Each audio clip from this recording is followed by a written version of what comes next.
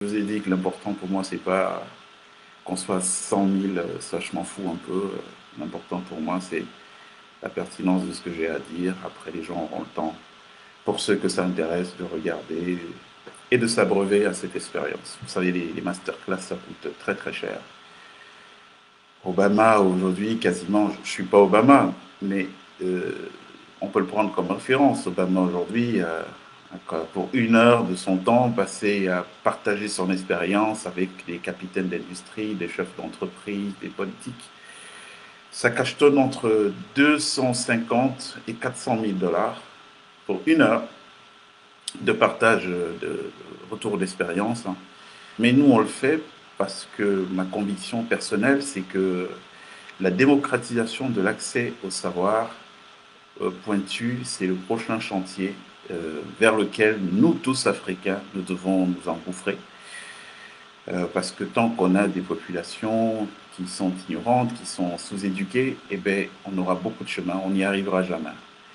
Et parlant de ça d'ailleurs, ça me fait penser à quelque chose. Vous connaissez le Sénégal?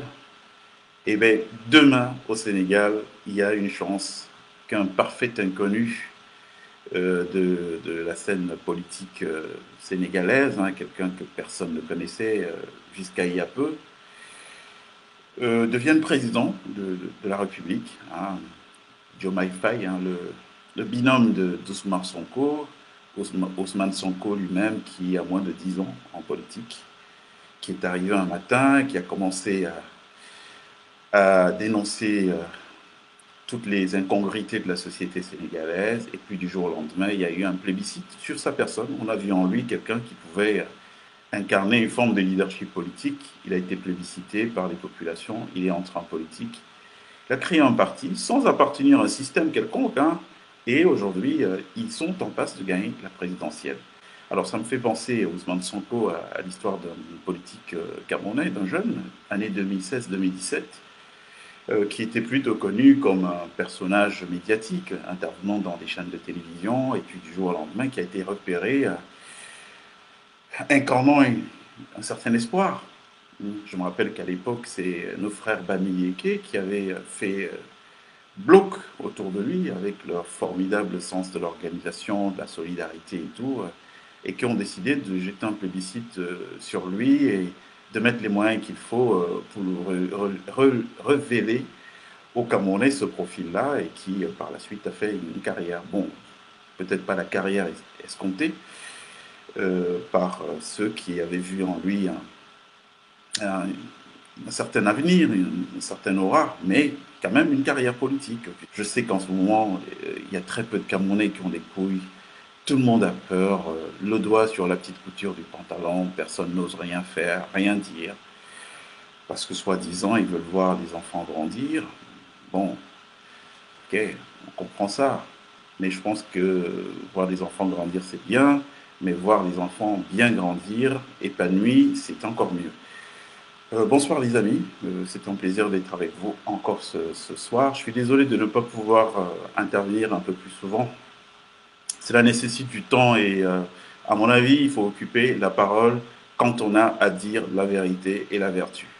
Quand on s'inscrit dans d'autres schémas, ben, c'est pas la peine de venir prendre du temps disponible de cerveau si on n'a pas des choses pertinentes, si on n'a pas des choses intéressantes à dire. Donc voilà, j'essaie de limiter mes prises de parole et je laisse construire à l'évocation de thèmes qui me semblent des thèmes importants. Je vais commencer par quelque chose qui n'a rien à voir, hein, parce que pour moi, après tout, mon retour d'expérience pour ce qui m'est arrivé au Cameroun, c'est un épiphénomène, c'est mon cas personnel. On ne va pas en parler toute la vie, mais on va en parler quand même pour avoir un exemple témoin, hein, parce que c'est toujours bien de parler avec un exemple, sauf que ce n'est pas le truc qui va focaliser toute l'attention, tout l'intérêt de nos communications. Alors si ce n'est que ça, ben, j'arrête. Je suis assez grand pour me défendre tout seul. À la limite, voilà. Donc il n'y a pas besoin pour ça de réunir des gens, des agoras, pour commencer à se plaindre, à geindre. Non. Euh, Moi, je pense qu'il faudrait plutôt faire œuvre utile de nos communications pour voilà, partager des enseignements et des expériences. Je parlais tout à l'heure des armes du Sénégal, je vous en ai parlé pourquoi? Parce que je parlais du défi de l'accès aux connaissances pointues, de la démocratisation de l'accès aux connaissances pointues. Il faut dire que on ne peut aller nulle part. Il faut qu'on s'entende là-dessus. On ne peut aller nulle part, même si on nous déverse des tonnes de milliards de dollars aujourd'hui au Cameroun. On ne bougera pas si on n'a pas des gens formés, si on n'a pas des gens éduqués. Et je vais me prendre souvent le cas du Sénégal parce que quand le président Ouad arrive au pouvoir, au début des années 2000, il prend une décision. Il décide que 40% du budget national va être dévolu à l'éducation. Donc tous les élèves, lycées, universités, sont boursiers. Écoutez bien ce que je vous dis. 40% du budget national du pays est consacré à l'éducation. Ça veut dire que tous les élèves du lycée, donc secondaire, université, sont boursiers d'État. Alors, cette décision a fait crier les partenaires bretton-woudiens, la Banque mondiale, la FMI, oh, mais c'est n'importe quoi. Pourquoi est-ce que nous qualifions de dépenses sociales vient être à hauteur de 40% dans un budget national? Sachant pour la petite histoire que le PIB du Sénégal à cette époque, c'est 3 fois moins que celui du Cameroun. Ils étaient dans les 16 milliards de dollars pendant que le Cameroun tournait autour de 45 milliards de dollars. Donc 3 fois moins de PIB, mais ils ont fait cet effort, 40% du budget pour l'éducation. Alors, il y a eu ce grand débat avec des gens de la Banque mondiale, non, on ne peut pas accepter ça, c'est pas normal. Et donc, le président Ouad a pris la parole à l'époque, il leur a dit, ben non, je suis économiste. Alors, c'est pas vous qui allez m'enseigner mon métier, moi je ne considère pas les dépenses d'éducation comme étant des dépenses sociales, je les considère comme étant de l'investissement. Alors, il a expliqué un truc très simple, hein, qui, avec du recul, me semble plutôt frappé de bon sens. Il leur a dit, ben, j'ai beaucoup de génies qui sont là, qui viennent de familles, qui sont démunis, qui n'ont pas de moyens. Alors tous ces génies-là, si je rends payant absolument l'école, mais je vais en laisser plein au bord du chemin. Je vais en laisser plein assis dans leur campagne, assis dans les maisons, parce que les parents n'ont pas les moyens de financer leurs études. Or, ces gens-là, si on les avait poussés un tout petit peu, si on leur avait donné un petit coup de main, eh ben, c'est des gens qui seraient en capacité d'apporter demain des solutions aux problèmes que nous rencontrons. Ce seraient les créateurs de solutions. Donc, moi, je vais qualifier ces dépenses-là, contrairement à ce que vous nous avez dit lors des programmes d'ajustement structurel, je vais qualifier tout ce qui est dépenses d'éducation comme étant des dépenses d'investissement, étant de l'investissement et non du social. Et voilà, ça a discuté, mais c'est resté comme ça. Qu'est-ce que ça donnait comme conséquence? Eh bien, ce que ça donnait comme conséquence, c'est que 10 ans après, au moment où il quitte le pouvoir, le Sénégal a produit des ingénieurs, des cadres supérieurs, des gens formés à haute dose qui, eux, maintenant, avec le nouveau pouvoir d'achat qu'ils avaient, du fait qu'ils ont fait des études d'un certain niveau, qui leur ouvraient la voie à des emplois d'un certain niveau, avec des niveaux de rémunération intéressants, et bien ces gens, eux, maintenant, avec leur argent, peuvent prendre en charge les dépenses d'éducation de leurs enfants sans que l'État n'ait besoin de continuer à intervenir en termes de bourse. Vous voyez, je vous prends cet exemple pour faire un parallèle avec vous. Maintenant, évidemment, il y a la qualité des enseignements, la qualité des formations. Parce que le tout, c'est pas de dire, bon, tout le monde a accès à l'éducation. C'est quelle éducation, hein? Il faut que ce soit une éducation qui soit en adéquation avec les besoins de l'Afrique. Hein? Aujourd'hui, vous voyez, au moment où on dit qu'un pays comme le Cameroun est un formidable gisement d'opportunités, ben, c'est un formidable gisement d'opportunités, mais peu pour les Camerounais. Parce que si on vient industrialiser le Cameroun aujourd'hui, on aura besoin de main-d'œuvre qualifiée. Mais on trouvera très peu de profils avec les qualifications requises. Je me rappelle quand il y avait des chantiers navals au Cameroun, une très belle idée de Forge Vidam. Hein. D'ailleurs, je ne sais pas qu'est-ce qu'il fait en prison, ce monsieur. C'est quelqu'un qui a travaillé énormément pour le pays. Hein. En entrant sur des sentiers qui étaient en friche, hein, qu'il a complètement défriché, il faut être vraiment givré du cerveau pour, à l'époque, faire ce qu'il a fait. Se dire, on va lancer des chantiers navals. Il y avait lui, il y avait Oscar Ekedi. Hein, c'est des gens formés en Allemagne, à l'époque, qui étaient rentrés au Cameroun, qui se sont dit, bon, on va créer des chantiers navals. C'était très ambitieux de leur part, mais ça a été fait avec certains résultats. Alors je prenais ce cas pour dire quoi? Pour dire que vous avez des métiers comme ceux-là, la soudure industrielle. Quand il y a certains marchés, on est obligé de déplacer des gens d'Asie qui viennent des Philippines et d'autres pays d'Asie qui sont payés 2 à 3 000 euros de la journée de travail. Pourquoi? Parce que localement, vous trouvez très peu de gens capables de faire ce type de travaux. Donc il faut, en termes d'éducation, de formation, orienter notre éducation, notre formation vers ce qui va correspondre à nos besoins actuels, mais surtout nos besoins du futur. Très important. Donc l'importance de l'éducation. Je vous dis ça pourquoi? C'était une entrée en matière. Pour que vous compreniez l'importance ou alors le tort que cause à notre pays le fait qu'on ait très peu de gens qui aient accès à un type de savoir de qualité. Hein, parce que tout le monde s'exprime au Cameroun. Ok, on a dit, on est un État démocratique. Ça a été l'idée du président Biya en arrivant au pouvoir en 82. La démocratie étant aussi de permettre aux gens de pouvoir s'exprimer. Sauf que, quelle est la qualité des apports dans cette expression publique quand les gens décident de parler, de faire des directs et tout? Est-ce qu'ils sont suffisamment pertinents pour amener les masses à s'élever, à élever le niveau des consciences populaires? C'est pas sûr. Donc en réalité, le challenge que nous avons aujourd'hui, c'est d'élever ce niveau de conscience populaire, mais par des contenus de qualité. Donc il faut une éducation de qualité dans notre pays. C'est ça qui nous crée du tort, parce que vous voyez, quand vous regardez un peu, vous faites le tour de la toile pour voir qui dit quoi, qui fait quoi et tout. Vous voyez que parfois des gens, même de bonne foi, se trompent beaucoup. Sauf que c'est grave.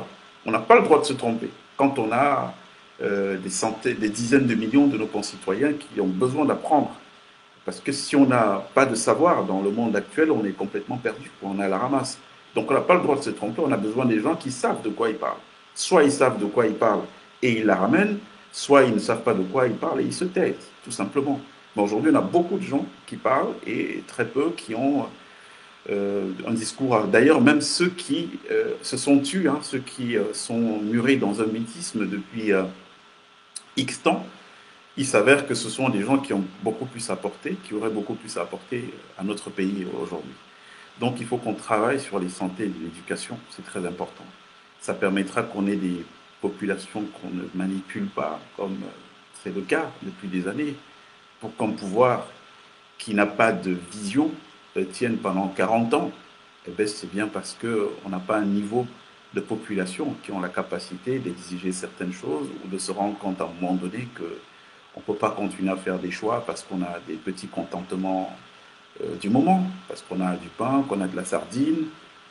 On peut pas continuer à fonctionner comme ça. C'est une perte pour tout le monde, pour les générations actuelles et pour les générations d'après. Donc il faut autre chose. Alors, donc aujourd'hui, on va parler d'un autre audio d'Émile Parfait-Sim qui va être diffusé, qui va vous révéler quelque chose de très grave dans notre pays aujourd'hui. Cette chose de très grave, c'est laquelle? C'est que des gens ont créé des médias, mais ils ont créé ces médias pas pour satisfaire donc aux besoins de l'éducation qui est un besoin impératif, impérieux, prioritaire, urgent. Non, ils créent des médias pour en faire des, euh, des leviers d'abrutissement généralisé des populations, pour en faire des outils d'attaque en réalité qui n'envoient pas des beaux messages. Alors je l'ai découvert dans mon histoire avec Émile Parfait-Sim, parce que du jour au lendemain, je me suis levé un matin et je faisais la chronique de plusieurs sites internet, de plusieurs médias qui écrivaient des articles et tout, et je n'ai pas compris cette coordination.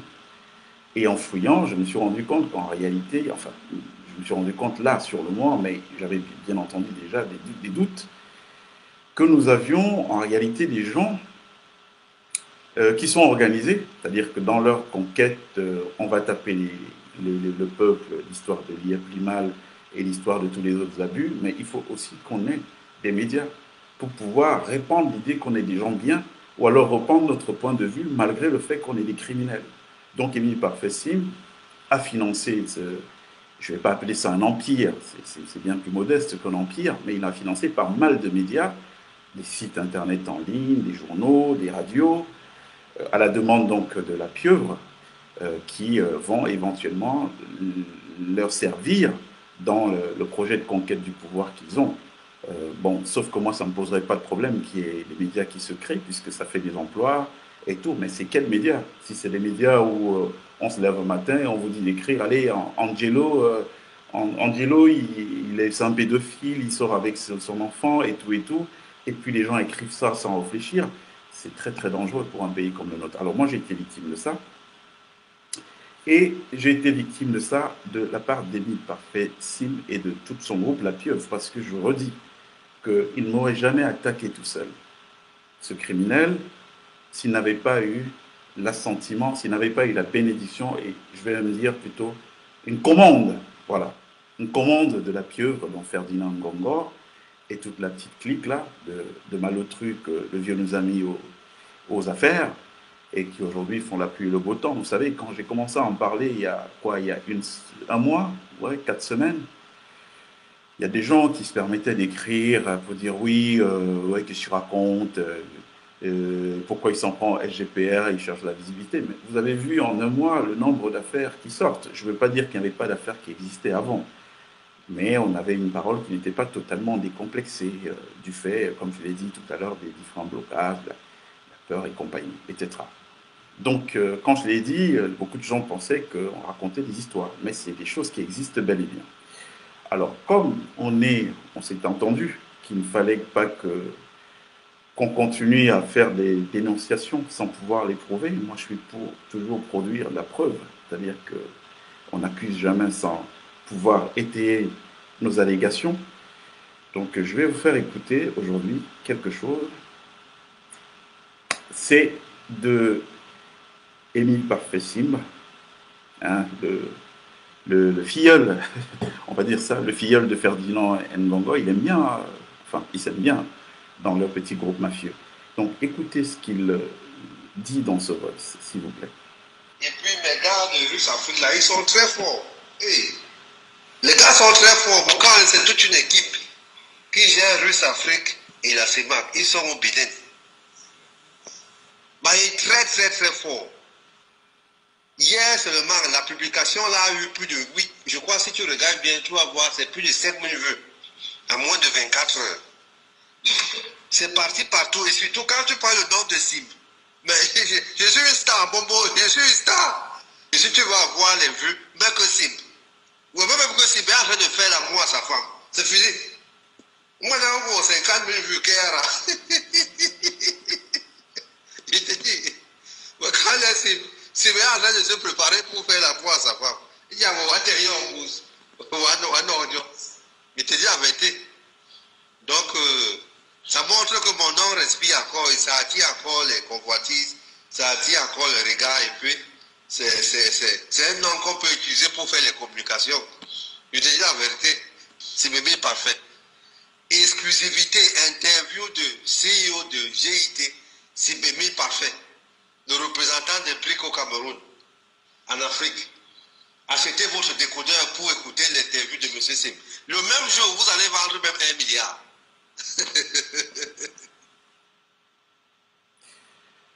Voilà, donc c'est M. Sim, vous voyez un peu le mode opératoire. C'est lui qui, dans un voice, disait aussi qu'il contrôle la police, les magistrats, donc il suffit qu'ils disent Kacham et puis tout le monde se met en ordre de marche. Pour l'instant, au Cameroun, je suis bout. Je suis bout, je suis kwarme. Et bien, je suis Kacham. To sulne he ban libawe. Jusqu'à présent. Je suis bout, je suis fidèle. To busonta. To ya bu magistrat. To ya bu lawyer. Je suis bout, je suis vraiment.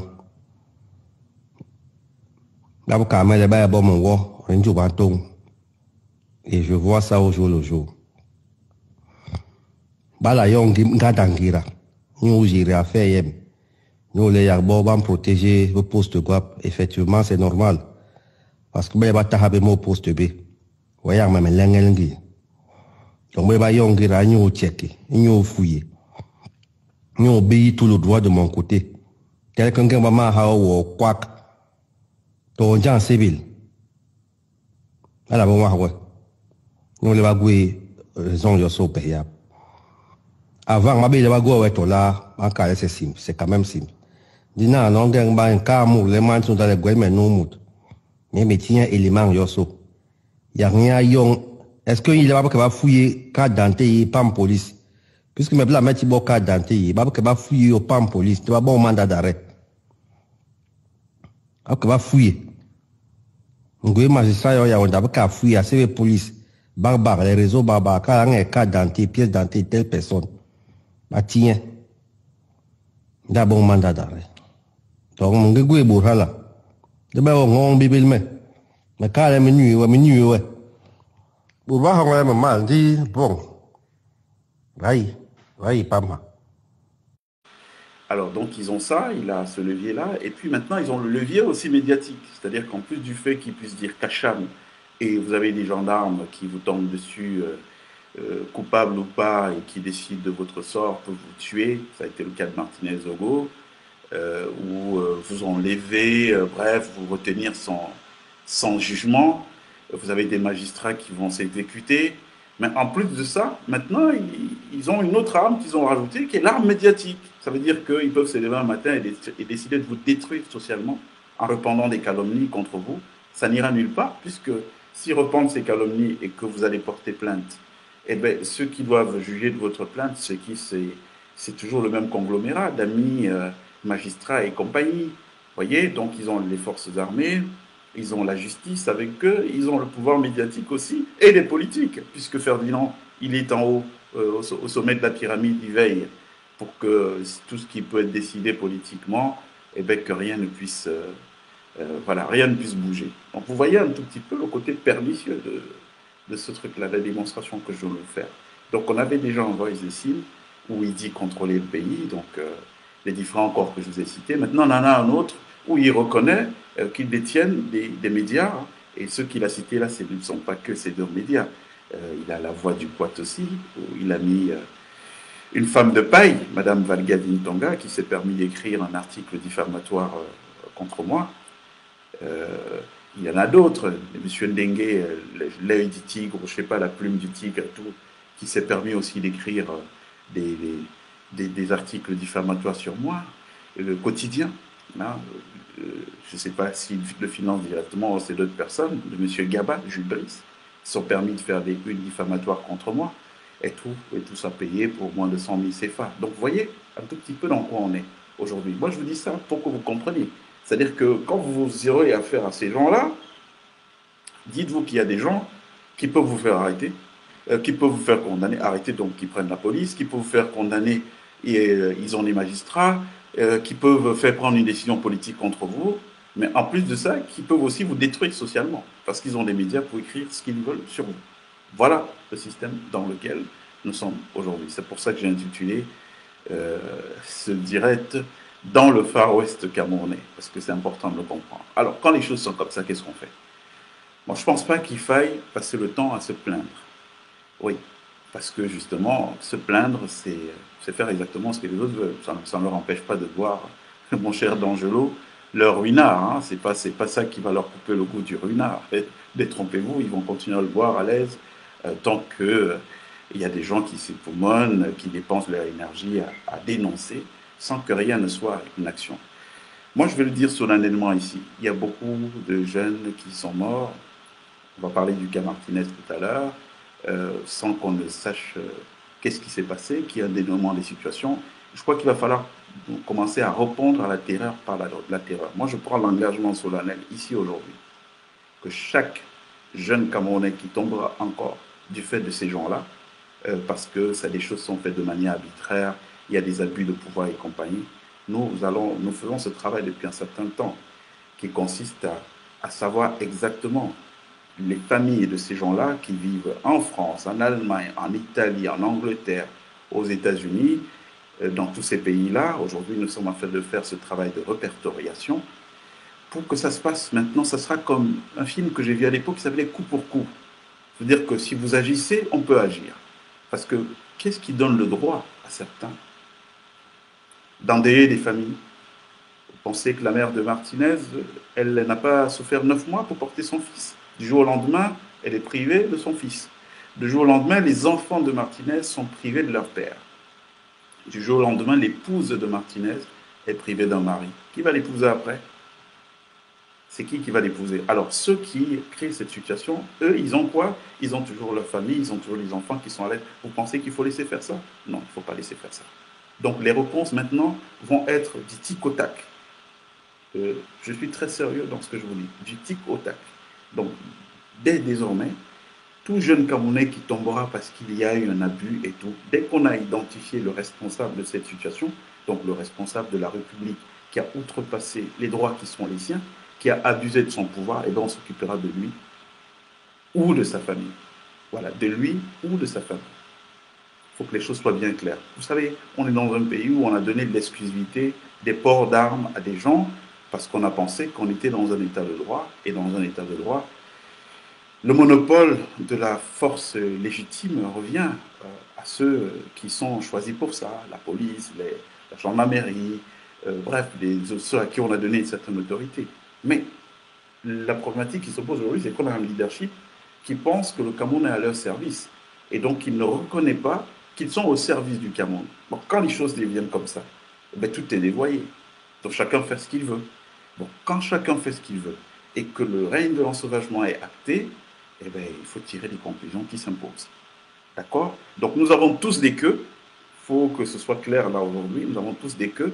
Et dans nos traditions africaines, on dit que l'homme qui a la queue fait attention quand il va créer des problèmes et tout. Parce qu'il peut passer lui, mais on s'acharnera sur la queue.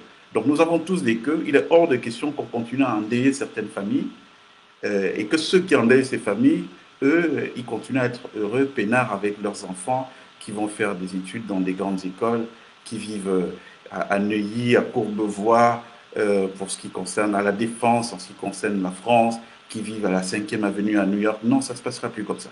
Maintenant, vous touchez à un Camerounais de manière indue. C'est-à-dire que dans un cadre qui est hors la loi, eh bien, il y aura une réaction immédiate. Immédiate. C'est-à-dire que nous, à l'époque, quand on voyait les jeunes d'autres pays, comme la RDC, le Congo, s'attaquer aux autorités de leur pays, qui étaient de passage, on ne comprenait pas. Mais quand vous voyez la violence, parce que je ne comprends pas, je ne sais pas si on vous a décrit l'assassinat de Martinez. Ce type-là, qui est un Camerounais, qui est un être humain et tout, on lui a enfoncé dans les parties intimes des bouts de fer. C'était d'une violence, mais d'une sauvagerie et d'une barbarie que rien ne peut justifier ni tolérer. Et savoir que, un an plus tard, le meurtre n'est toujours pas élucidé, alors qu'on nous a brandi à la 642 des présumés coupables. Et ces présumés coupables, quand on les a brandis, qu'est-ce que ça donnait? On ne va pas arrêter des gens si on n'a pas assez d'éléments qui permettent d'étayer un soupçon de culpabilité. Mais ça a été le cas.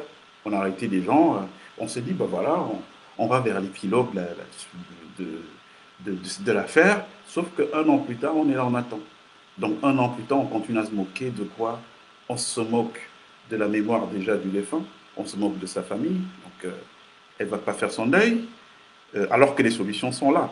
Parce que quand je vous dis les solutions sont là, vous allez voir que je ne parle pas de cette histoire de manière opportune.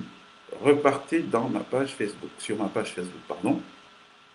Vous allez voir qu'à partir du 22 janvier, j'ai commencé à publier une série d'articles sur cette histoire. L'homme que vous voyez sur cet écran s'appelait Martinez Zogo.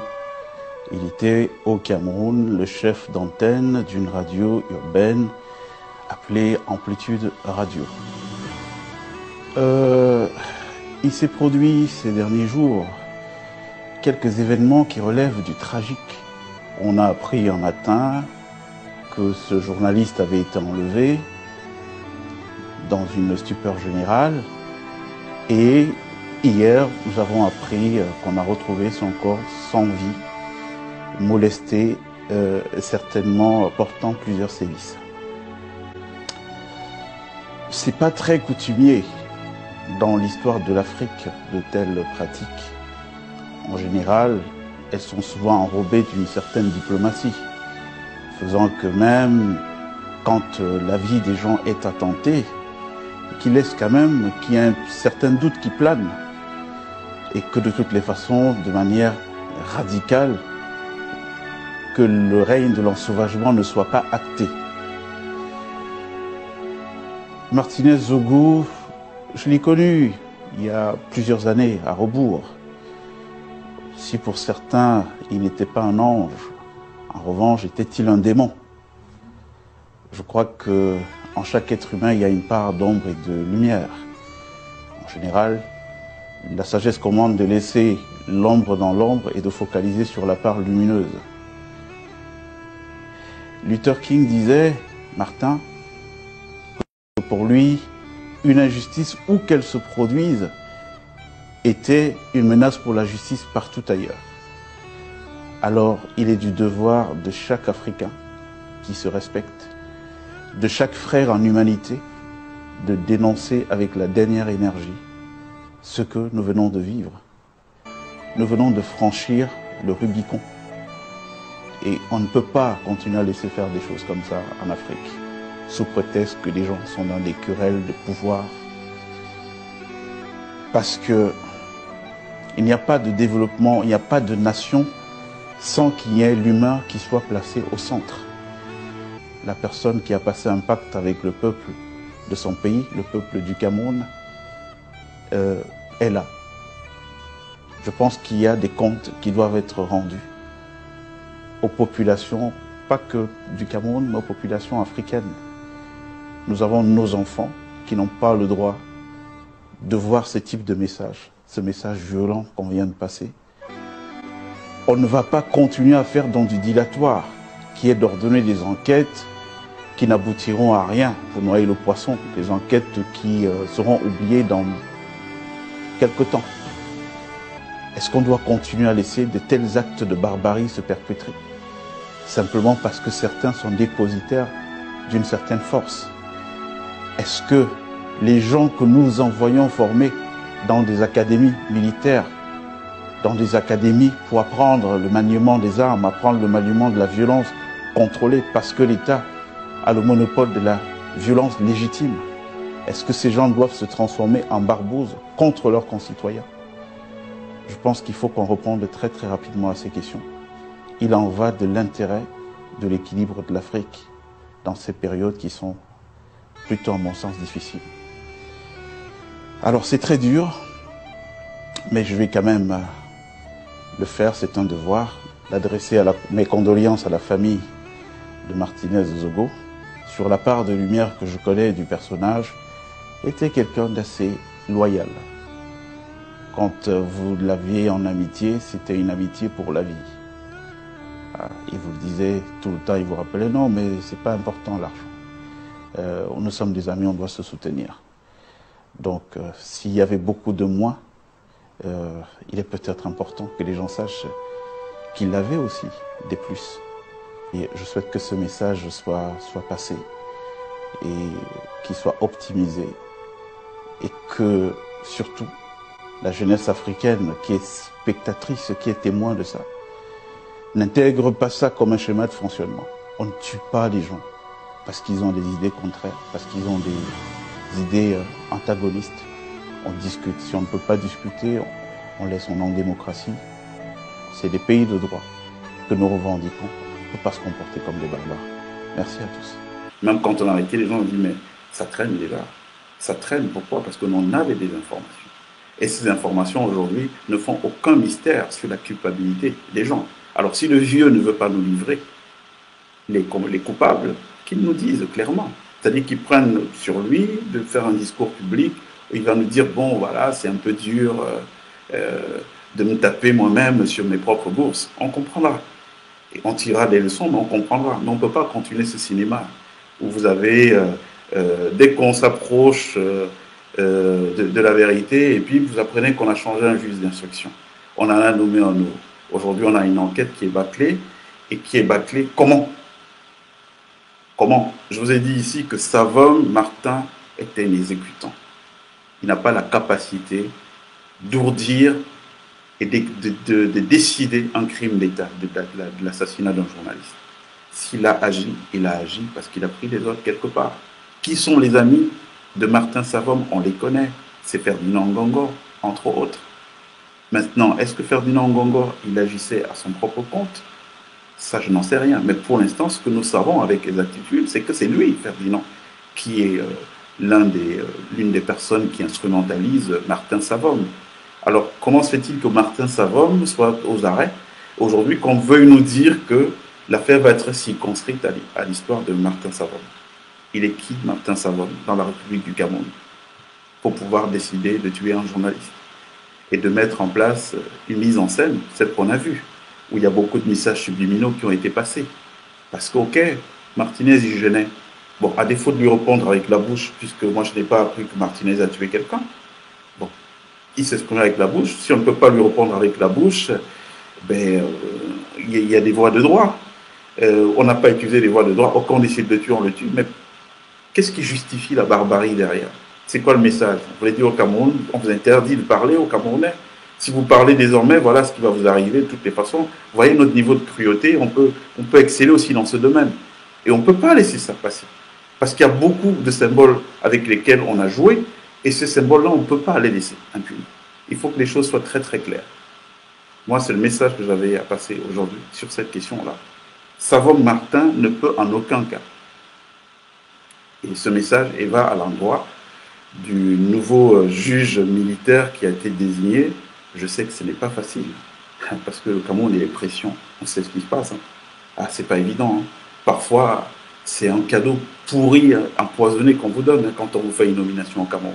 Si vous avez vu des gens comme nous se tenir loin de ces conneries-là, c'est parce qu'on savait que parfois il vaut mieux une petite paix. C'est ma mère qui disait qu'il vaut mieux un petit feu qui réchauffe qu'un grand feu qui brûle. Il vaut mieux un petit chez soi qu'un grand chez les autres. C'est ma mère qui avait eu l'habitude de dire ça. Donc il y a des choses qu'il vaut mieux ne pas avoir, parce que les contraintes, les conditions qu'il y a derrière, le retour qu'il faut gérer, c'est très compliqué. Donc je sais que ce n'est pas évident, à la place de ce nouveau juge qui a été nommé, de pousser cette affaire jusqu'au bout, parce que j'imagine que son quotidien doit être des coups de fil en permanence pour donner des instructions, pour bloquer. Je vais vous donner une information. Il y a, quand cette affaire a commencé, il s'est avéré que les 6 membres du commando, je ne sais plus si c'est 6 ou 5, je ne me rappelle plus très bien, avaient tous avaient des données restreintes sur leur téléphone portable à l'heure où l'opération a eu lieu. Alors comment se retrouvent-ils tous, comme par hasard, avec des données de leur téléphone restreintes? Un peu comme pour les contraindre à communiquer par la ligne normale. Donc, parce que la ligne normale, on peut placer les gens sur écoute, on peut écouter et savoir exactement qu'est-ce qu'ils font. Alors, à l'époque, il y avait, je crois qu'on était au niveau de la commission d'enquête mixte, que la police camerounaise a quitté d'ailleurs. Hein, il n'y a pas eu de communication autour. Il faudra que le vieux Mbargane Guélé nous dise pourquoi la police a quitté cette commission. Certainement parce qu'ils étaient assez mal à l'aise de voir qu'il y avait trop d'obstructions dans cette affaire. Donc, ils n'ont pas voulu partager la paternité de ce qui sortira de là. Mais à l'époque, quand ce constat a été fait, le constat que les membres du commando avaient tous les données de leur téléphone restreintes au moment de l'opération, il était clair qu'il n'y a que quelqu'un de très haut placé pour donner une telle instruction aux compagnies de téléphone. Alors, c'est qui cette personne haut placée? Je vais vous dire un truc qui va vous étonner. C'est-à-dire que c'est une question, en réalité, qui règle l'enquête. On a fini l'enquête dès qu'on a répondu à cette question. C'est qui cette personne? Mais il n'y avait pas 10 000 façons pour le savoir que d'interpeller les principaux dirigeants de ces 2 compagnies de téléphone, donc MTN et Orange.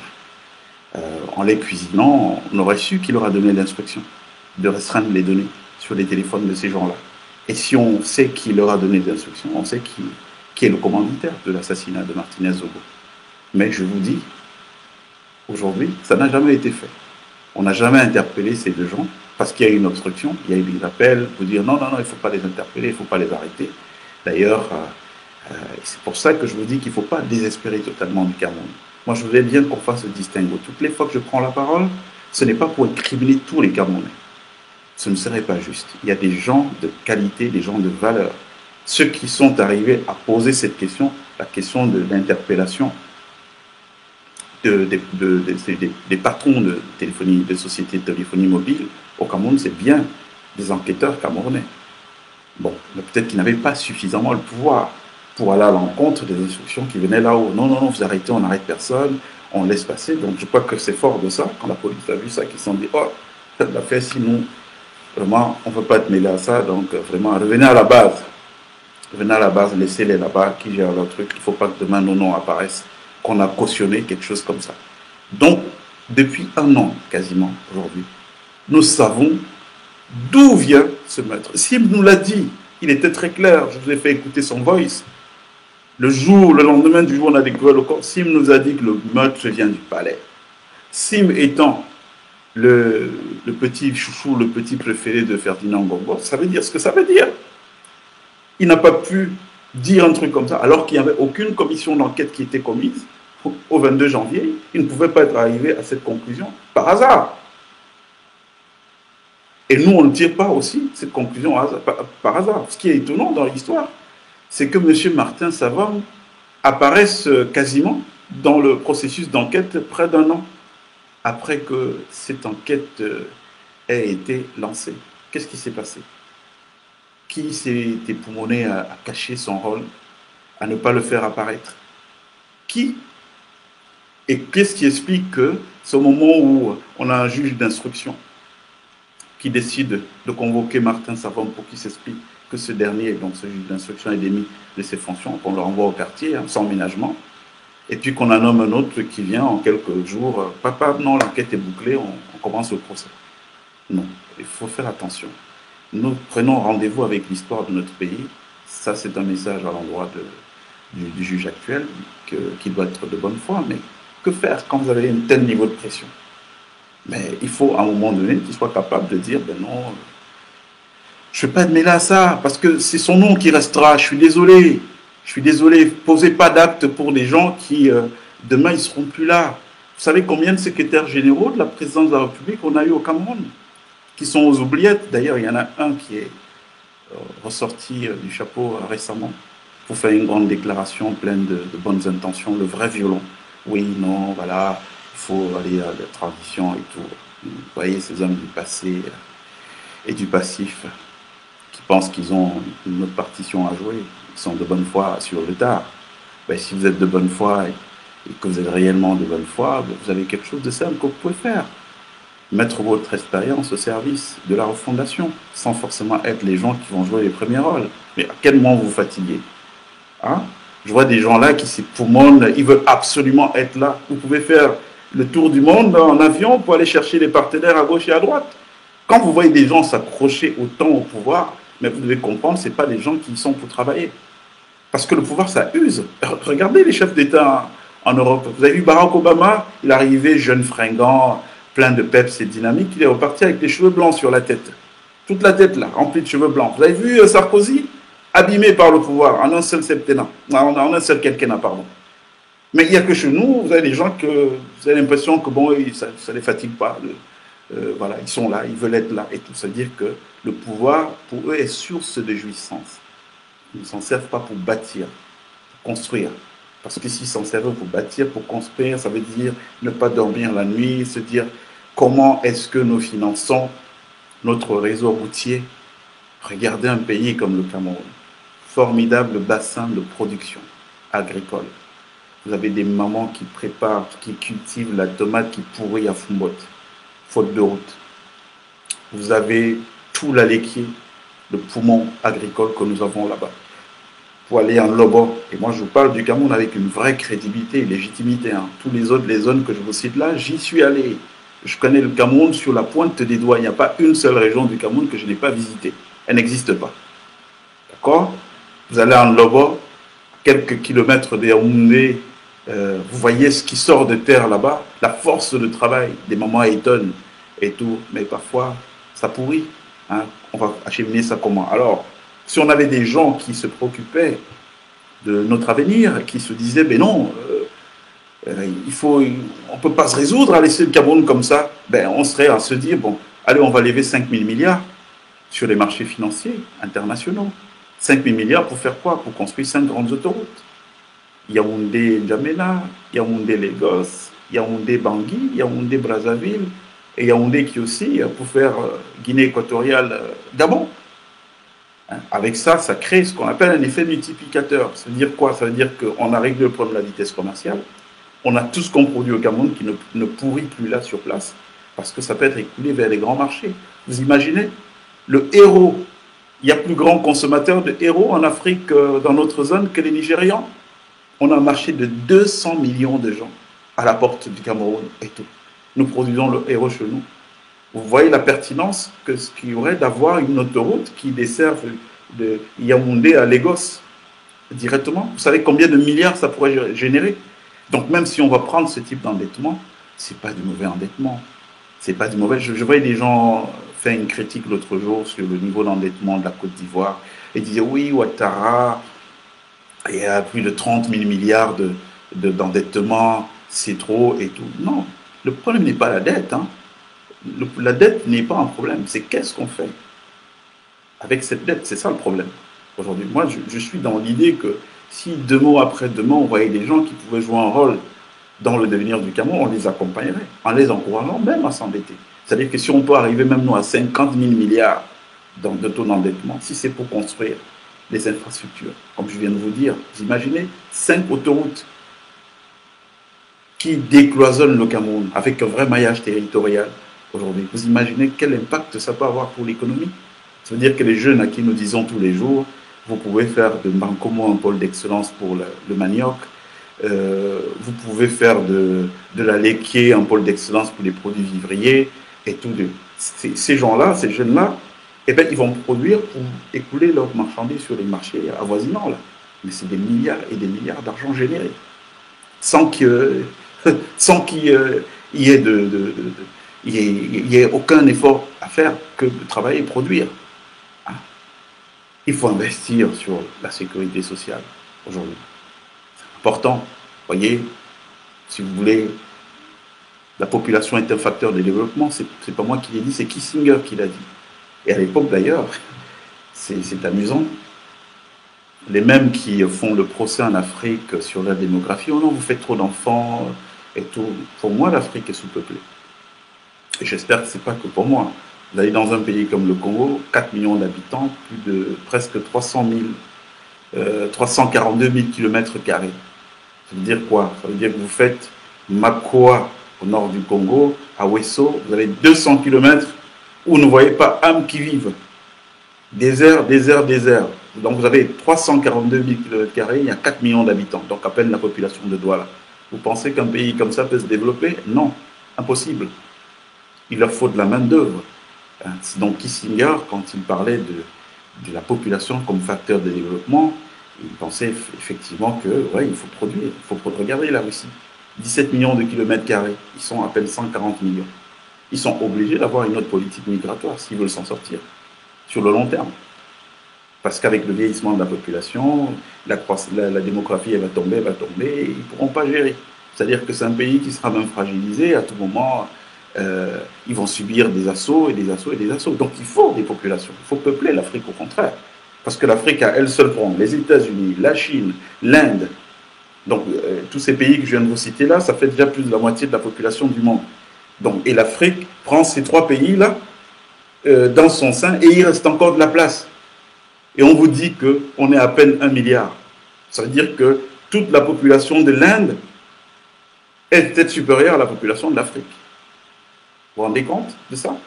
Je vous rappelle qu'en 1900, la population de l'Afrique était 100 millions d'habitants. En 1900, 100 millions d'habitants, de personnes vivaient en Afrique. Donc on allait sur des ratios grandissants, mais on est sous-peuplé. C'est faux de faire croire aux Africains qui sont en surpopulation. Non, on n'est pas en surpopulation. Il y a de quoi faire. On a suffisamment de terres qui vont être exploitées par qui? Quelle main-d'œuvre? La problématique qui se pose, c'est pour ça que j'ai évoqué la sécurité sociale tout à l'heure, la problématique qui se pose, c'est celle de quel type de population? Il faut une population en santé. Et pour ça, on doit démocratiser l'accès aux soins. Et c'est pas compliqué, je vous ai déjà dit les schémas ici, c'est très simple.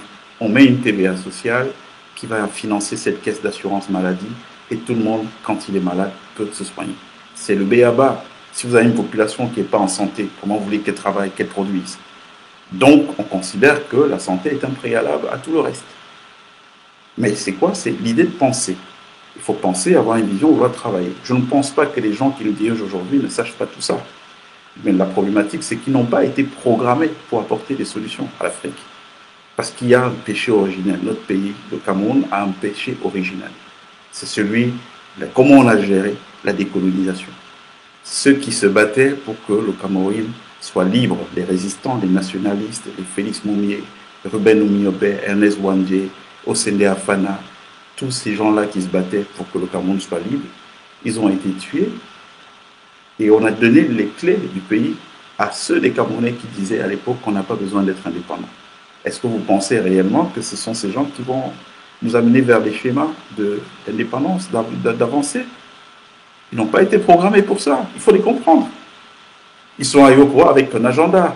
Parce que la problématique qui se posait, c'est que bon, allez, quand il faut décoloniser, les Américains mettent la pression, allez, ça suffit, on ne veut plus de colonies, il faut décoloniser. Donc ceux qui étaient là, à l'époque, et qui voyaient le potentiel énorme que représentait le Cameroun, se sont dit, ah mais non, on va quand même partir, on ne va pas laisser tout ça. Et là, ils se sont dit, allez, mais on est quand même des gens qui, avant de passer à la réflexion, qu'est-ce qu'on peut faire? Bon, on va partir tout en restant. Et donc, on va rester comment? On va rester avec nos affiliés qui sont là, à qui on va fixer un agenda et qui seront nos bons élèves, nos meilleurs élèves, et puis ils vont veiller sur nos intérêts. C'est ce qui se passe. Donc, à la limite, on ne doit pas attendre de ces gens que ce soit eux qui apportent des solutions, parce qu'ils n'ont pas été choisis pour ça. Ils ont été choisis justement pour l'inverse.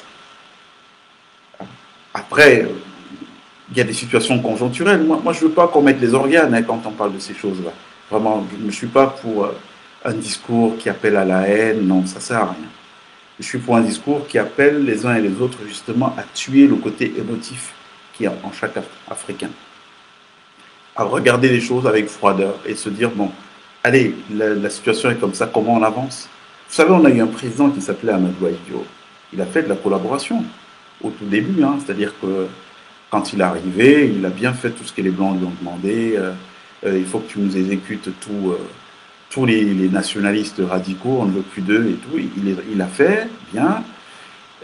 Bon, voilà, vous n'êtes pas là pour bâtir, pour construire, d'accord, on va vous permettre de vous enrichir. Il a aussi fait. Sauf qu'à un moment donné, je crois que sa conscience de Peul, d'homme fier, sa conscience de musulman, il a parlé. Il s'est dit, bon, ouais, bon, je vais accumuler cet argent, ça me servir à quoi, hein? Nous, on n'a pas le même rapport à la vie que cela. Non, il faut que je construise mon pays. Donc, il a commencé à désobéir.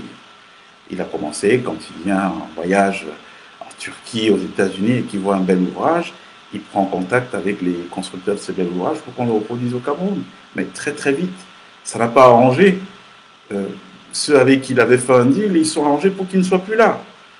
Donc, moi, je pense qu'il faut aborder les choses avec beaucoup de calme. Il ne faut pas de haine, ça ne sert à rien. La haine, ça nous consomme de l'énergie. Vous voyez, c'est comme la rancune, la colère. Quand vous êtes en colère, c'est comme quelqu'un qui tient une braise entre les mains, qui rêve de jeter cette braise à quelqu'un, mais pendant le temps qu'il pense que je vais jeter cette braise, elle le brûle d'abord lui-même. Donc voilà, il ne faut pas de colère, pas de haine, il faut être froid, accepter les choses telles qu'elles se passent. Si on avait été dans la situation des autres, on serait forcément dans les mêmes schémas de réflexion. Comment on fait pour survivre? Les autres, ils ont mis en place des équations pour leur survie.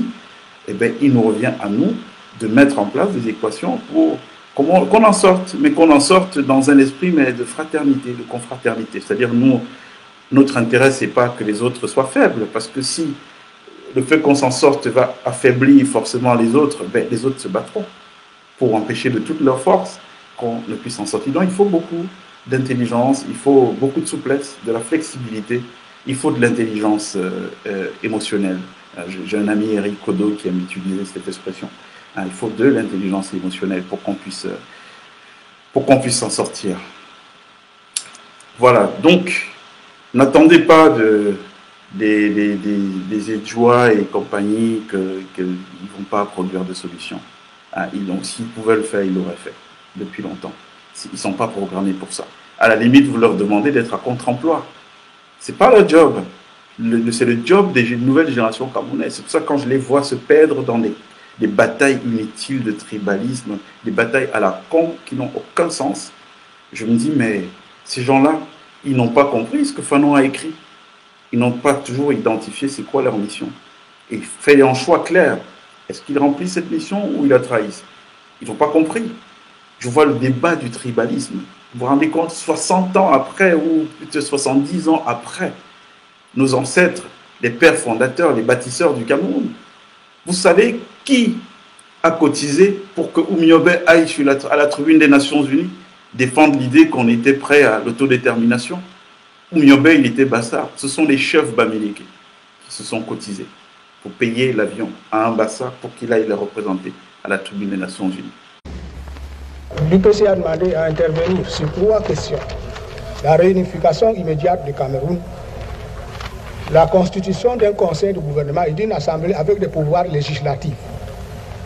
Et enfin, la fixation d'un délai pour l'octroi de l'indépendance au peuple camerounais. Telles sont, Monsieur le Président, les questions sur lesquelles le peuple de mon pays m'a mandaté pour venir ici. Je vous remercie, Monsieur le Président. Comprenez ça? Je voyais un reportage d'Equinox réalisé par le très brillant Guy Zogo à l'est du Cameroun, sur les traces d'Osende Afana, qui était un nationaliste camerounais. Et pendant que je regarde le documentaire, je vois en bas, le fils d'Osende Afana s'appelle Oumiobe Osende. Il y a très exactement 58 ans, c'était le 15 mars 1966, le docteur Castor Osende Afana, le premier Africain d'Afrique noire à obtenir un doctorat en sciences économiques à l'université de Toulouse, était exécuté dans le cadre de la répression des nationalistes camerounais. Cela se passait du côté de Mouloundou.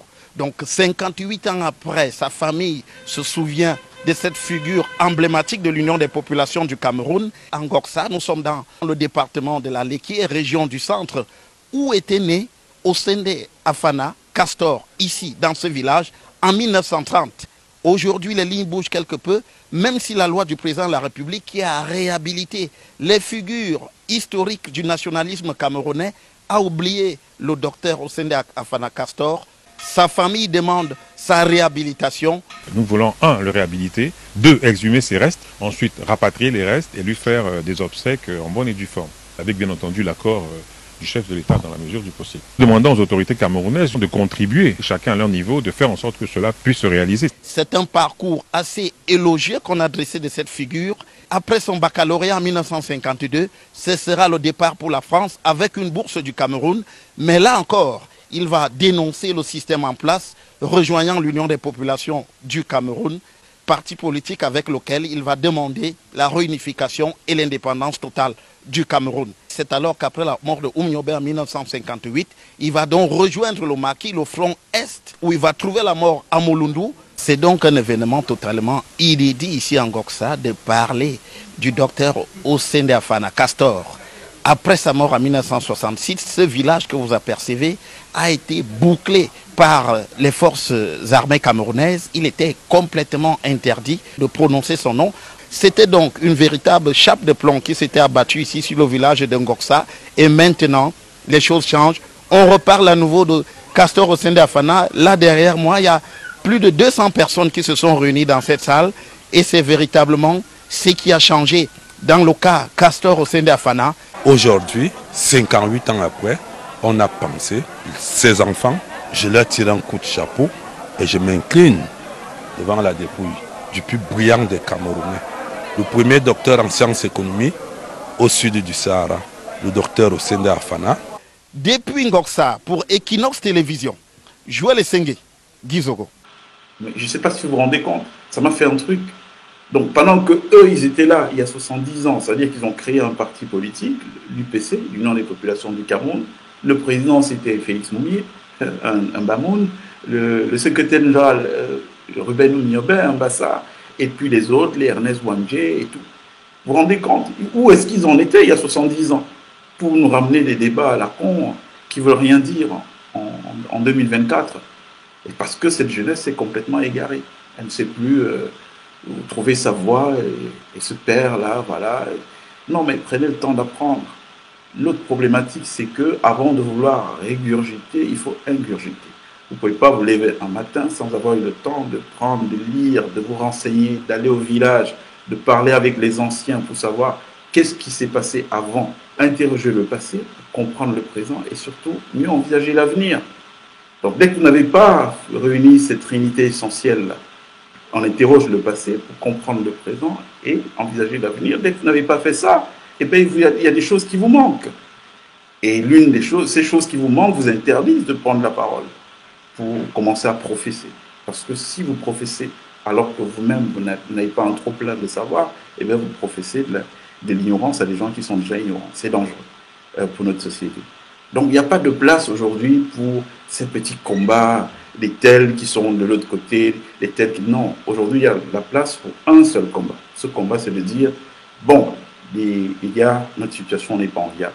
À l'allure où vont les choses, ce qui va se passer, c'est qu'on peut se retrouver en 2025 avec le président Biya qui redevient président du Cameroun. Ben oui. Pourquoi? Parce qu'on est, nous, on est dans l'agitation, là, on est... les gens sont distraits, ils regardent ailleurs et tout, pendant que les enjeux sont là. Hein, il y a un vrai débat de société qui devrait être mené aujourd'hui. Regardez cette diaspora. Je vous parlais de sécurité sociale tout à l'heure. On lui a délégué une part de la sécurité sociale du Cameroun à la diaspora camerounaise. C'est l'argent qu'elle envoie qui permet de maintenir les familles en vie, parce qu'il n'y a pas de minima sociaux au Cameroun. Donc au Cameroun, c'est soit tu travailles et tu as un revenu, si tu ne travailles pas, tu n'as pas de revenu, tu crèves. Tu n'as pas de revenu, tu ne peux pas te soigner. Alors, qui assure ces soins et tout? C'est la diaspora. Donc, on lui a délégué un pan important de la vie d'un pays, la sécurité sociale de ce pays-là. Ça veut dire que c'est un pouvoir, mais énorme, qu'elle détient. Mais qu'est-ce qu'elle en fait de ce pouvoir-là? Hein, il y a une élection qui vient en 2025, là.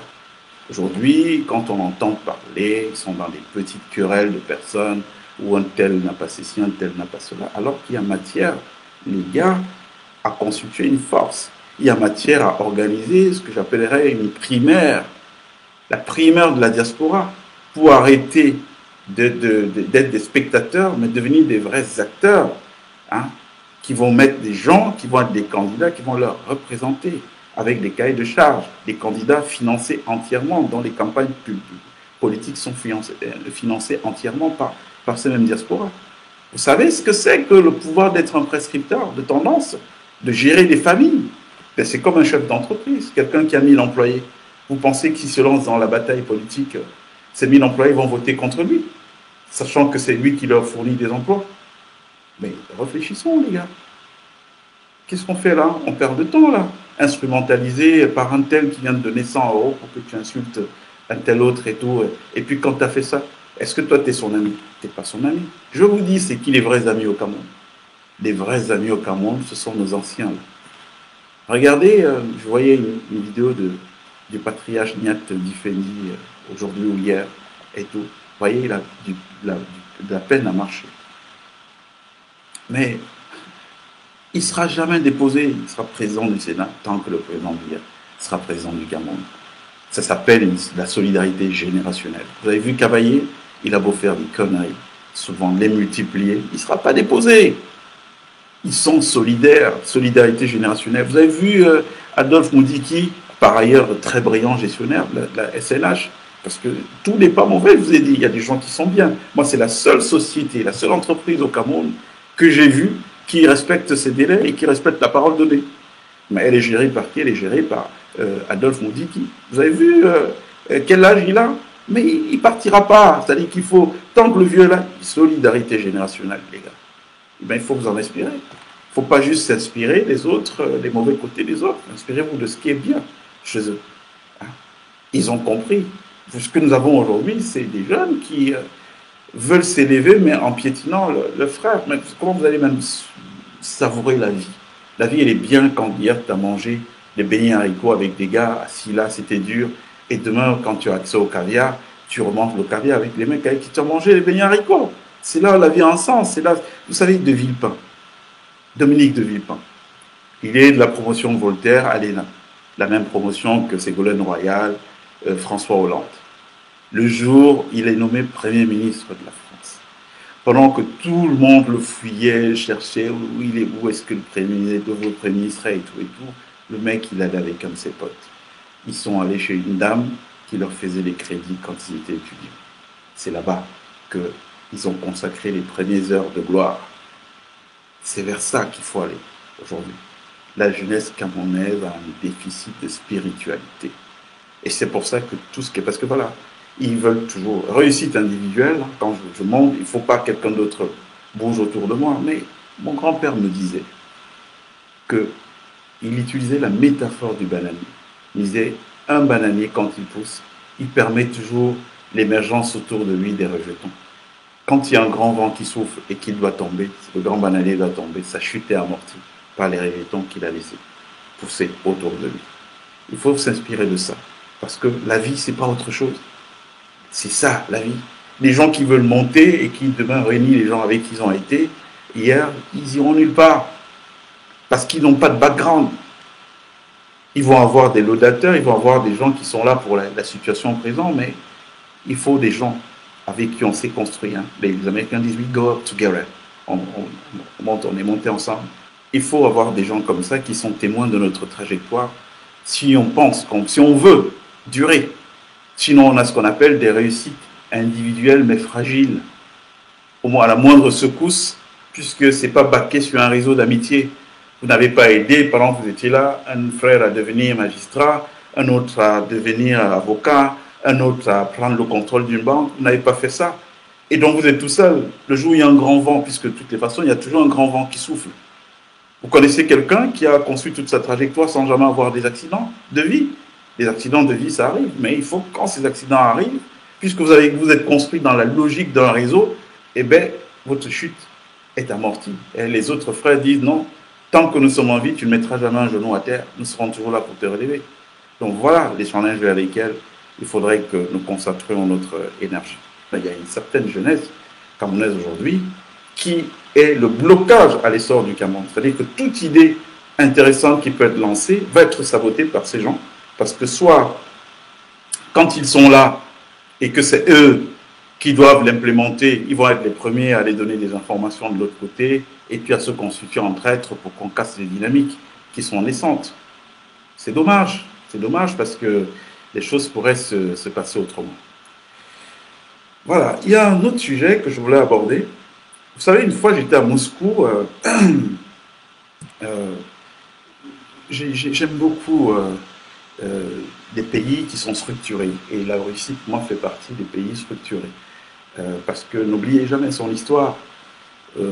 Début des années 90, période de la guerre froide, il y a un premier président, Boris Eltsine, qui arrive, plutôt porté sur la bouteille. Ça va vraiment pas. Toutes les sociétés qui sont le fleuron de l'industrie nationale sont vendues quasiment à l'euro symbolique, pour ne pas dire au rouble symbolique. Et puis, ils sont au plus bas au moment où émerge Vladimir Poutine. Qui est qui? Eh bien, qui est l'ancien patron des services d'intelligence russes. Mais c'est quoi un patron d'intelligence? Et ce message-là, je l'adresse à, comment il s'appelle, à Lundu Mesma, le colonel Lundu Mesma, qui a été, à mon avis, parachuté en poste pour lequel il n'a pas le niveau. Ah ouais, c'est aussi simple que ça. Un patron de service, c'est quelqu'un qui est garant de la raison d'État. C'est-à-dire que le service n'est pas là pour travailler pour le président de la République, il est là pour travailler pour la protection, la préservation des intérêts d'un État.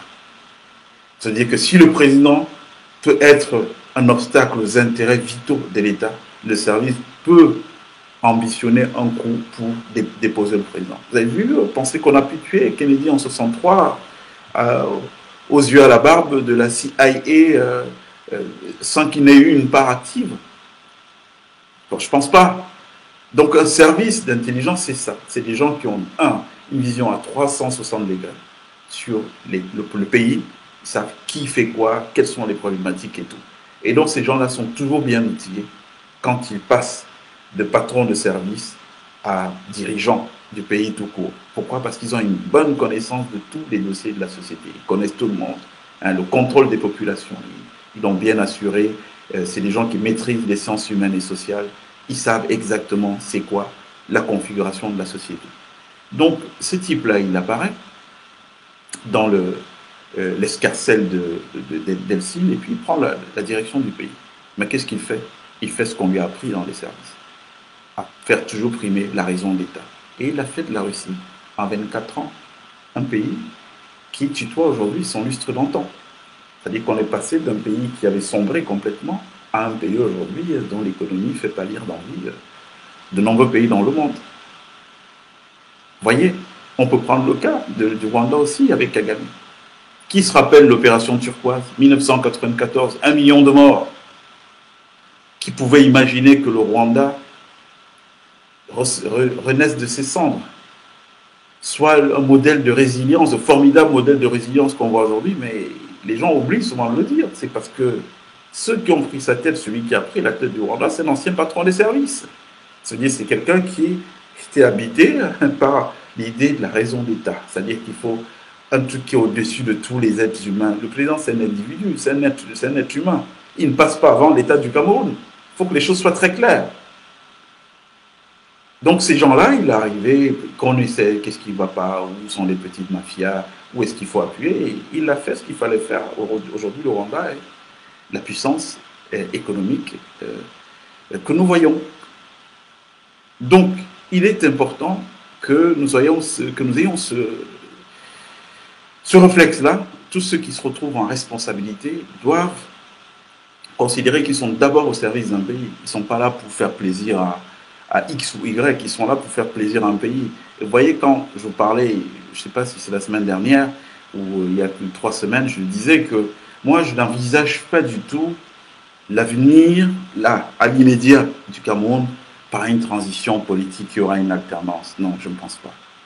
Franchement, et vous verrez que le temps passera, mais vous me donnerez raison. On est à un niveau de pourriture dans notre société camerounaise. Un niveau de pourriture qui fait qu'il n'y a aucune alternance qui va se passer de manière comme les gens pensent là. Qui va faire allégeance à qui? Vous voyez tous les diablotins que le vieux nous a fabriqués là? Qui va accepter faire allégeance à l'autre? Donc Frédéric, Ferdinand Ngongo, il va aller voir, je ne sais pas moi qui, lui dit, bon voilà, non, voilà, tu vas être devant, nous on va être derrière. Ben, ça n'existe pas.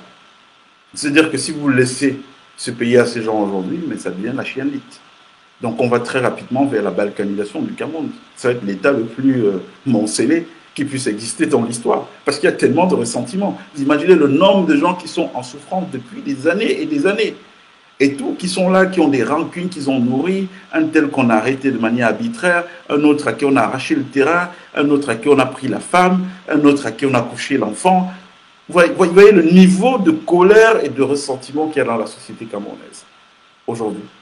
Vous pensez que ce problème peut être réglé par que non, un petit Tintin vient, voilà, comme j'étais à côté du vieux, c'est moi qui vais être le président maintenant. Mais ça ne peut jamais marcher, les gars. Jamais. C'est pour ça que je vous ai dit qu'il faut un tour de vis autoritaire. Il faut une parenthèse rectificatrice et ça ne peut se passer qu'avec de l'autorité. Le dire, c'est faire preuve de patriotisme, mais c'est surtout faire preuve de réalisme. Le réalisme, le principe, ce principe-là, je l'aime beaucoup. On ne peut pas s'en sortir autrement. Il faut oublier. On ne peut pas. Donc pour l'instant, peut-être qu'il n'y a personne qui a des couilles, ou alors il y a des gens qui pensent pareil, mais qui, dans l'environnement de traîtrise que nous avons, n'osent pas trop se dévoiler. Mais je pense que c'est le schéma qu'il faut penser. Même le vieux, assis à A3 à l'heure qu'il est, qui regarde cette vidéo, il doit savoir que ce que je dis est vrai. Aucun de ces enfants-là n'acceptera de faire allégeance à l'autre. Aucun. Donc le seul schéma, c'est que bon, comme il n'a pas travaillé dans l'idée qu'après lui, il puisse émerger quelqu'un de fort, qui puisse faire des choses, donc le seul schéma, c'est que bon, le jour où il s'en ira, ou peut-être avant qu'il s'en aille, qu'on ait des vocations qui soient suscitées et qui s'expriment de manière complètement décomplexée. Mais je ne pense pas du tout qu'on peut être dans un schéma. Quelle démocratie? Moi, j'ai entendu le ministre René Sadi parler. Bon, c'est mon tonton. Je peux pas trop le brocarder. J'ai pas envie de payer 50 moutons au village pour manque de respect à un aîné. C'est malheureusement à ça que nous sommes tenus, souvent. Mais c'est mon tonton. Mais je l'entendais parler. Quand vous entendez ces gens-là parler, vous pensez qu'ils ont un projet de laisser tomber les choses demain ou... Mais non. Des mecs qui vivent sur des privilèges depuis toujours. Lui, il a fait toute sa carrière et il n'est pas seul. Ils sont plein d'autres. Ils ont fait toute leur carrière dans l'administration, pas comme des bosseurs. Ils ont fait leur carrière comme des jouisseurs. C'est-à-dire, on profite de leur rente, captation primitive du capital. C'est pour nous, on ne partage rien, pas de redistribution. État jacobin très fort, donc centralisé, système centralisé, pas de péréquation. Ça veut dire que les régions produisent de la richesse, mais cette richesse n'est même pas repartie de telle sorte que ces régions puissent en bénéficier un tout petit peu. Prenez le cas de l'Est Cameroun. Qu'est-ce qui s'y passe? On prend tout le bois là-bas. Tous les jours, les grumiers passent, ils vont à Douala. Le bois vient de l'Est. Il y a quoi là-bas? Rien. Aucune infrastructure. Donc, il n'y a pas de péréquation. Donc, les gens qui ont été formatés à fonctionner de cette manière, ce n'est pas eux qui vont développer le Cameroun. Ce n'est pas des gens qui sont programmés pour développer. Et ils ne sont pas prêts à passer la main. Et aucun d'eux ne peut vous dire qu'il est porteur d'un projet de refondation. S'il vous le dit, c'est du mensonge politique. C'est des fariboles. Il ne faut pas y croire. Aucun d'eux. Parce qu'on ne s'improvise pas à un certain âge, quelqu'un qui subitement a des bonnes idées. Donc, moi je dis, la responsabilité est celle de la diaspora. Arrêtons de nous voir chacun le plus beau, non. Essayons de regarder la beauté chez les autres. Moi aujourd'hui, je parlais tout à l'heure de cette primaire de la diaspora. S'il faille qu'on fasse une primaire de la diaspora, moi je serais plutôt pour la nomination des gens, c'est-à-dire on s'assoit, on regarde, on se dit, ah mais tiens, il y a un Camerounais qui est brillant là-bas, moi j'aime beaucoup ce qu'il fait et je pense qu'il pourrait porter notre aspiration collective. Et nous on est là derrière pour animer cette dynamique. Réfléchissons comme ça plutôt. Parce que les solutions sont là. On a des gens de grands talents un peu partout qui ont fait leurs preuves, qui construisent d'autres civilisations ailleurs. Pourquoi ils ne le feraient pas chez nous? Hein? Ils ne le feraient pas chez nous parce que nous sommes collectivement mauvais. Et quand je dis mauvais, c'est dans le sens de la médiocrité. Nous sommes collectivement médiocres. Rien ne nous empêche aujourd'hui de se hisser, de revenir au rang qui est le nôtre. Vous voyez, sans faire d'efforts, on est le pilier de croissance et de profitabilité de la zone CEMAC. Le Cameroun à lui seul, c'est plus de 40% de l'économie de la zone CEMAC. Sans faire d'efforts, sans rien. Imaginez donc en cet instant que tous nos talents-là, qu'on libère les énergies. Ouais, parce que la sorcellerie au Cameroun, c'est quoi? La sorcellerie, c'est qu'on s'est assis sur les énergies, que bon, personne ne moufte. Les plus ambitieux, les plus téméraires, et bien qu'est-ce qui s'est passé? Quand ils ont eu marre de voir leur génie affamé de victoire, et bien ils ont organisé leur départ à l'exil. Et beaucoup sont partis depuis des années, ils ne reviennent même pas. Parce que chaque fois qu'ils voient le Cameroun à la télévision, qu'ils entendent parler du Cameroun, ils meurent un tout petit peu. Donc, ayant eu marre de mourir, et bien qu'est-ce qu'ils font? Et bien ce qu'ils font, c'est que voilà, ils ne s'intéressent plus. Mais aujourd'hui, il y a matière à traquer ces gens. Il faut les traquer, il faut aller les chercher. Et vous dire, bon, nous, on vous a nominé, nous, tel groupe de personnes, nous pensons que vous pouvez porter un projet politique que nous allons écrire ensemble pour vous. Pourquoi la diaspora doit rester, alors qu'elle est une part active dans ce qui se passe, elle doit rester spectatrice, être à côté, regarder, et pourvoyeuse de voix. Des voix gaspillées parce que ça ne nous sert à rien, ça ne nous rapporte rien. Mais non, il faut réfléchir autrement. Moi, je vous ai dit, personnellement, je ne crois pas à une alternance pacifique. En tout cas, pas une alternance politique, pas pacifique. Je ne crois pas à une alternance pacifique. Moi, pour moi, et c'est mon point de vue, je le dis depuis 2019. Si vous relisez tout ce que j'écris depuis 2018, je dis depuis 2018 qu'il faut absolument une parenthèse rectificatrice. Il faut absolument qu'on passe par l'autorité, c'est-à-dire que les gars qui viennent, qui disent, bon, maintenant, tout le monde part. C'est fini les conneries, d'accord?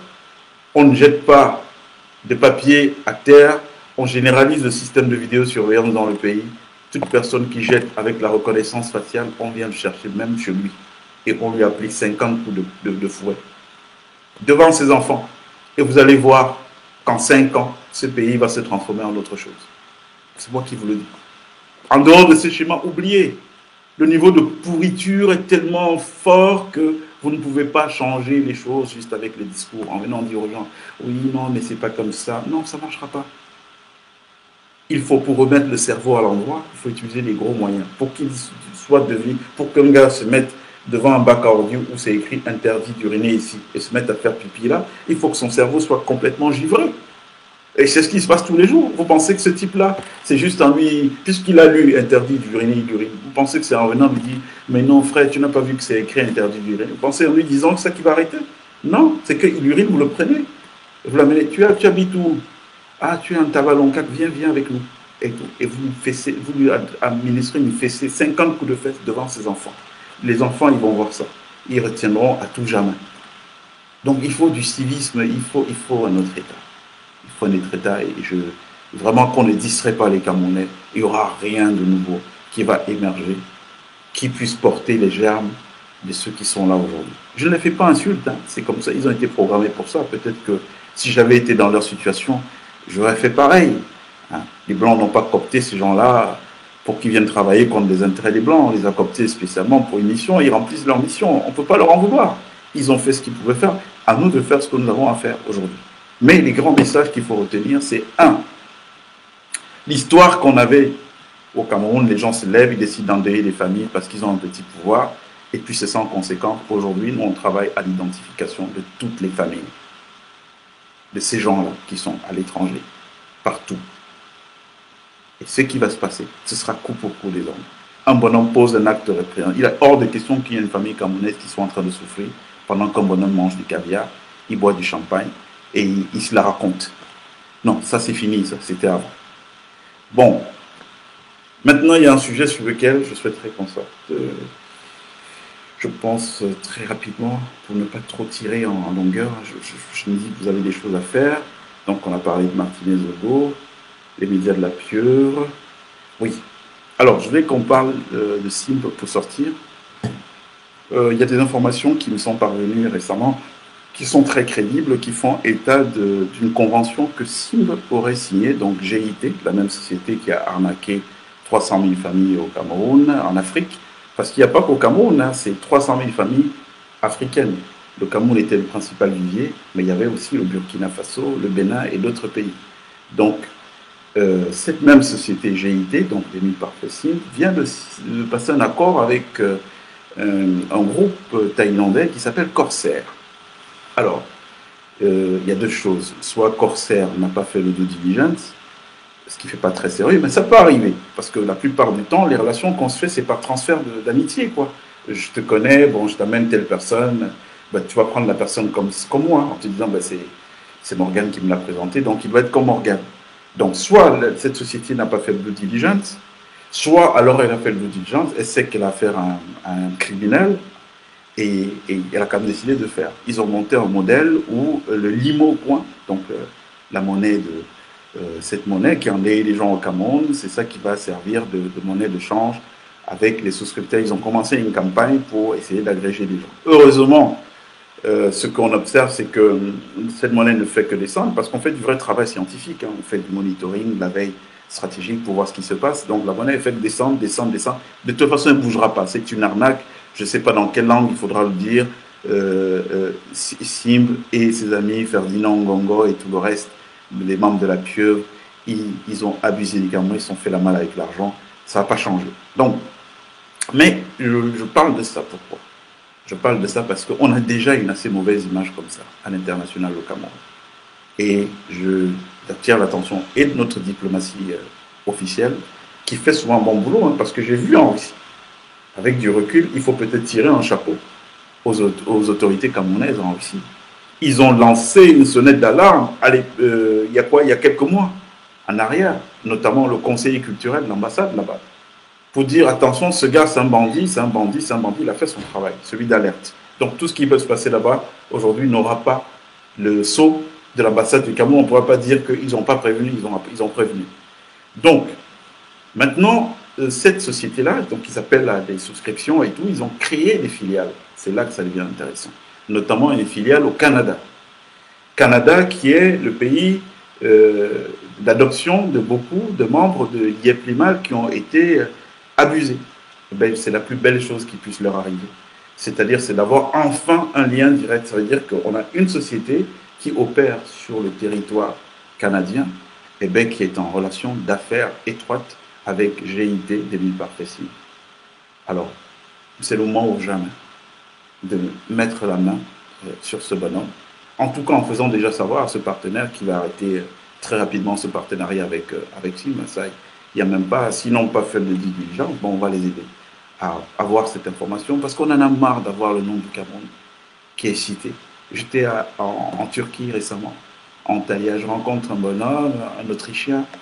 Oui, Vienne, c'est l'Autriche. Et on échange, et puis il me demande où je suis, je lui dis non, moi je suis du Cameroun. Il me dit, ah, Cameroun, ah, non. Je lui dis, ah ouais, vous connaissez le Cameroun? Et je commence à lui dire Roger Mila et tout, et puis il me dit, non, Skama. Donc il me dit, ouais, il s'est fait frapper de l'argent par des Camerounais et tout. Alors, j'ai eu un petit rire jaune, mais j'avais bien honte. J'avais bien honte que la référence, l'image de moi qui puisse se faire d'office, c'est que faut peut-être que je me méfie de ce gars-là parce que des gens de son pays m'ont frappé de l'argent. Donc on est fatigué d'avoir notre image salie à l'international. Alors cette histoire que Sim, cette autre arnaque que Sim est en train de monter, donc avec la société Corsair, qui est une société à la base de droit thaïlandaise, qui s'est filialisée au Canada, qui est en train de vouloir se filialiser aux États-Unis, ben ça doit s'arrêter très très rapidement. Et je en profite pour passer un message à la communauté de personnes de l'IEP-Limal endeuillées du côté du Canada. À l'époque, vous souffriez à créer un lien. Je crois que le lien, il est tout créé. Déjà, Corsair, ils doivent être informés très rapidement de qui est l'IEP-Limal, GIT, cette société-là, avec laquelle ils ont passé un accord. Et je vous révélerai les dessous de l'accord. Mais c'est de l'arnaque à un autre niveau, quoi.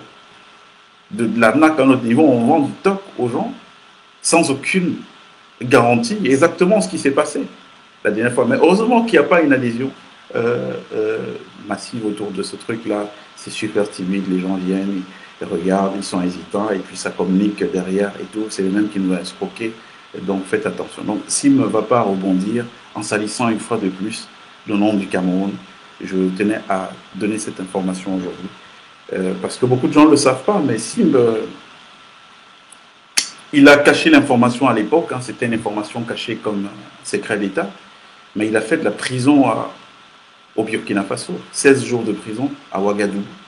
Hein, il était allé avec une série de personnalités camerounaises, dont le fameux procureur de Kribi, Mayo Bomson. Hein, ils ont été pour un événement là-bas, il a été arrêté suite à une plainte des souscripteurs l'IEP-Limal, et il a fallu beaucoup de négociations. À l'époque, c'était le président Kaboré, le président de la République, qui a tenu mordicus à ce que ce bonhomme reste là-bas. 16 jours de prison, donc ils ont caché ça, parce qu'évidemment, si ça se savait, tous les autres lobotomisés hein, de l'IEP-Limal camerounais allaient se réveiller, sachant que c'est quelqu'un qui fonctionne au filtre mystique, Émile Parfait Simba. Hein, et quand je le dis, tous ces mages qui gèrent ces affaires, que ce soit à Idio, au niveau du Cameroun, c'est comme ça qu'il s'appelle, comment vous appelez ça, son conseiller spirituel camerounais à Idio, ils savent bien de quoi je parle, même s'il n'a pas hésité à frapper la personne qui consultait pour lui, cet Idio-là. Donc c'est quelqu'un qui fonctionne essentiellement à la magie noire. Moi, je ne suis pas étonné de voir que les gens aient quasiment accepté leurs conditions. Bon, voilà, il nous a frappé, c'est pas grave. Qu'est-ce qu'on va faire si on parle, Ferdi va nous faire traquer, on ne pourra plus rentrer au Cameroun, parce que c'est ce qui se dit dans ces communautés-là. On ne pourra plus rentrer au Cameroun, donc vraiment, on a peur de mourir, il va nous faire tuer et tout, voilà. Donc, j'espère que, avec cette information, que je mets à la connaissance de la communauté l'IEP-Limal du Canada, en tout cas, même s'ils ne font pas ça, nous, on va s'occuper de faire ce qu'il faut. Corsair n'a pas passé un accord avec une société mafieuse. Ça n'a pas de sens. Hein. Mais le Canada, c'est le bon terreau, parce que ça permettra de mettre une fois pour toute la main sur Sim, puisque la justice au Cameroun n'est pas en train d'agir. Il a mouillé tellement tout le monde, du plus bas niveau au sommet de la pyramide, les magistrats au Cameroun. Donc voilà, là-bas au moins on a désormais un levier. Voilà, c'est sur ça que je voulais qu'on sorte, mes chers amis. Merci de m'avoir écouté. J'ai été peut-être long. J'espère que c'était intéressant pour vous. On peut continuer notre conversation. Vous me contactez inbox pour ceux qui le souhaitent. Et puis très rapidement, il y a tellement de dossiers en ce qui concerne cette affaire que j'ai juste pas envie qu'on y consacre beaucoup d'énergie. Je sortirai l'essentiel pour éviter aux gens de tomber dans les mêmes pièges. Par exemple, aujourd'hui, j'étais obligé de vous dire comment ça fonctionne. Ils ont l'armée, la police, la gendarmerie, les magistrats, les politiques, pour prendre des décisions politiques. Ils ont aussi maintenant les médias pour pouvoir détruire et puis se peindre en blanc, dire que non, tout va bien. Quand vous allez par exemple sur le site CEMAC, un temps, ils ont fait une attaque, et c'est même Sim lui-même qui écrit cet article sur Frambilla, certainement à la demande de Ferdinand. Allez, il faut le taper un peu, parce qu'on est en train de le positionner pour prendre la suite du père, il faut le taper. Ils ont fait un article incendiaire écrit par Sim, vous reconnaîtrez facilement, c'est un semi-lettré, donc il ne faut pas sortir de Harvard pour comprendre que celui qui a écrit est quelqu'un qui a à peine fait ses humanités. Voilà. Merci beaucoup les amis, c'était un plaisir d'être avec vous et on se reparle très très prochainement. Vous pouvez me contacter inbox. D'accord, il va faire beau au Cameroun, il fera beau au Cameroun bientôt. Répétez après moi, il fera beau au Cameroun, il fera beau au Cameroun bientôt. À très vite.